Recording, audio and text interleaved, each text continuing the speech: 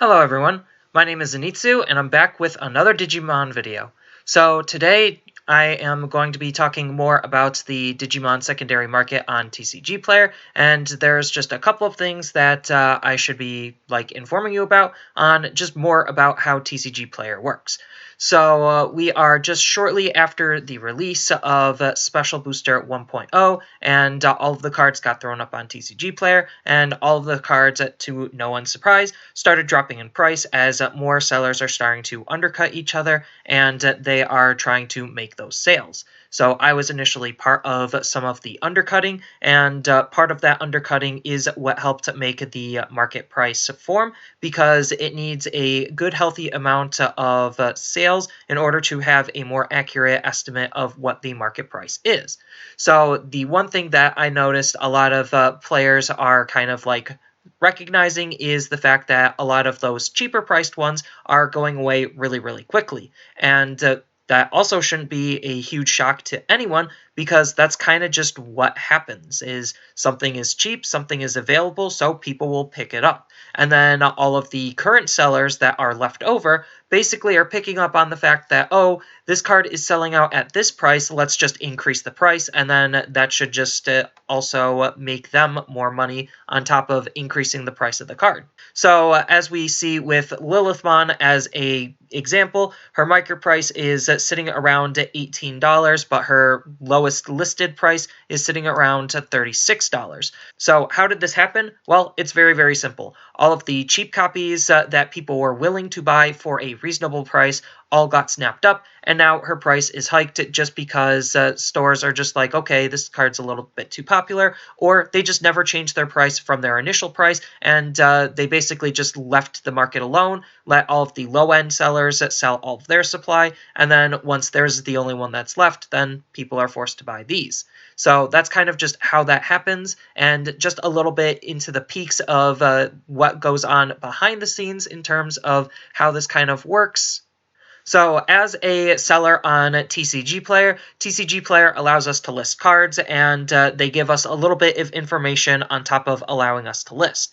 So I can see a little bit of data in terms of the last sold copies and how much they were selling for, in case I, as a seller, wanted to match or undercut. So we could see that I sold mine for about $15 plus $3 shipping, so mine were going for about $18, which is about where the market price was sitting at for the card. And as we could see here, the last sold listing price was around the $19 to $23 range, so she is slowly going up, but the jump to 36 is a little bit on the dramatic side, and whether the card is actually worth the 36 is to be determined. Even if she does sell at the 36 price range, it'll just change the market price value a little bit. It won't just dramatically shift to be 36, so it is going to be a slow grow, and players will start to see that, and sellers will also start to see that, and then that's what kind of continues how a card increases in value. So we could see this happening with a couple of different cards, but for the most part, it's not exactly every single card is getting its rebound, just a small handful. So if we look at all of the cards, we could kind of get a quick glimpse at what is actually rebounding, what is falling, and what is kind of staying the same. So we could see that generally if the market price value is going to be higher than the lowest listing, then the card is either going to be stabilizing or falling, depending on how large that gap is. And then if the gap is really small, then it's going to be stabilizing. But if we could see the lowest listing is going to be higher than the market price value, that means the card is increasing in price and it has rebounded from what it once was, because again, all of the lower listings that were trying to sell the card initially, they're all gone, and now it's just whoever was left over or whoever is posting at higher prices. So as we can kind of see at a quick glance, the majority of cards are still on the decline or they have stabilized. Nothing's really rebounding super hard outside of a very small select handful of outliers. So the majority of the cards, I think, kind of just are starting to settle. And again, for the most part, it's just a small select handful of outliers. So we already saw Lilithmon was rebounding, Piedmon is rebounding, Lilithmon again was rebounding, Gallantmon is starting to rebound, Wargreymon is rebounding, Diobormon is rebounding, Metal Garurumon is kind of rebounding. It's not as dramatic of a rebound as some of the others, but it is rebounding. Rust Tyrannomon is kind of rebounding. Zudomon is starting to rebound.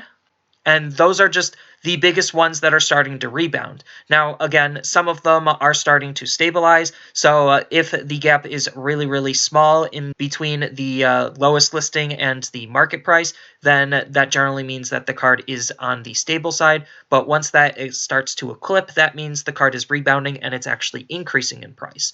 So I don't know if exactly I made this super, super clear in my previous video, but regardless, this information is still very, very good to have. So yes, while some of the cheaper cards are getting bought out, most of the time it's just on those high-end cards where people like me just listed them relatively lower just to start getting the ball rolling and to make those initial sales, because the higher the price the card gets, the less likelihood it's going to actually sell, especially if they could visibly see that there is a huge spike increase.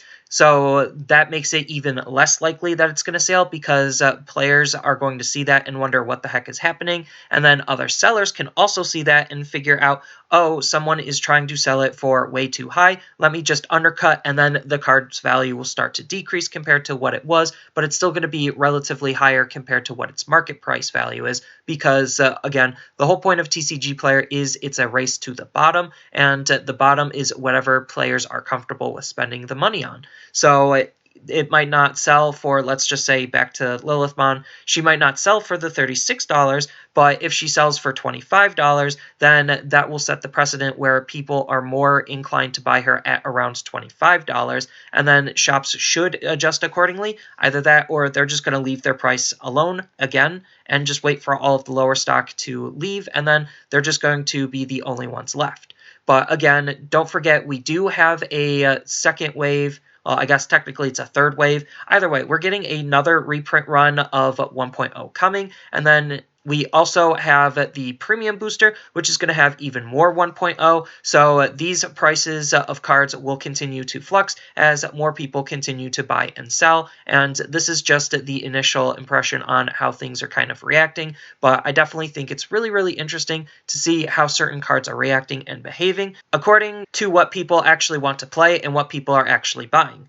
But the big takeaway is that there is still just a ton of people selling a ton of cards on TCG Player, and the market price has not exactly fully formed. And as more cards are being bought and sold, then things will start to stabilize, and we'll be able to see more of a clear picture on how the overall set is performing. And right now it's just kind of in flux, because everyone is just trying to offload and everyone's just trying to buy as quickly as they possibly can to make those initial sales, so that they can start clearing out their stock and making some money, getting ready for 1.5 that is definitely going to shake up a whole bunch as well. So that's one other factor that goes into what certain cards are doing, is how the meta and how the game is going to be developing in the future. So as we saw with an example like Dioboromon, we know that Dioboromon, even though for the majority of his early life, he is not a very good card, his deck really isn't doing a whole lot, but he is going to be getting support all the way in BT05, and because of that support, it is definitely making the card look a lot more appealing to pick up now, rather than wait for his actual support that makes him really good to come later. And the same kind of thing is said with some of the other cards, like Wargreymon in Special Booster 1.5.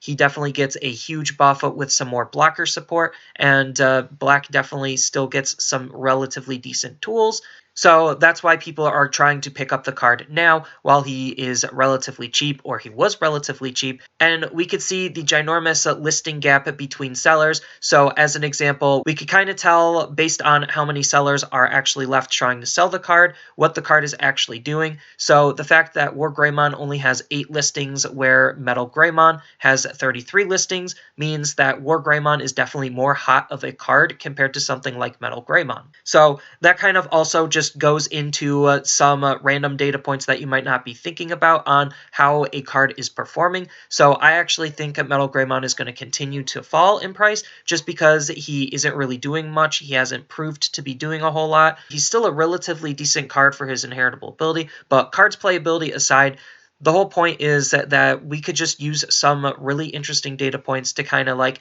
paint this picture on how a card is actually performing compared to a whole bunch of others. So it's going to be really interesting to see how the secondary market continues to develop, especially since we know sets in advance what's going to be coming. And with all of that knowledge, we definitely have some more information to work off of when it comes to formulating how much a card is actually going to be played and what a card is actually going to be worth. And the only real shakeup to those kind of thought processes is going to come from the banned and restricted list, because again, those kinds of changes will influence how the meta is going to develop, and how the meta develops, it definitely will influence how the secondary market reacts and responds. So again, it's all going to be really interesting to see how it develops going forward, especially with all of the information that we have available to us. So that's kind of all I really have for this video. As always, feel free to tell me your thoughts down in the comments below, and don't forget to like, share, and subscribe for more content, and I'll see you in the next video.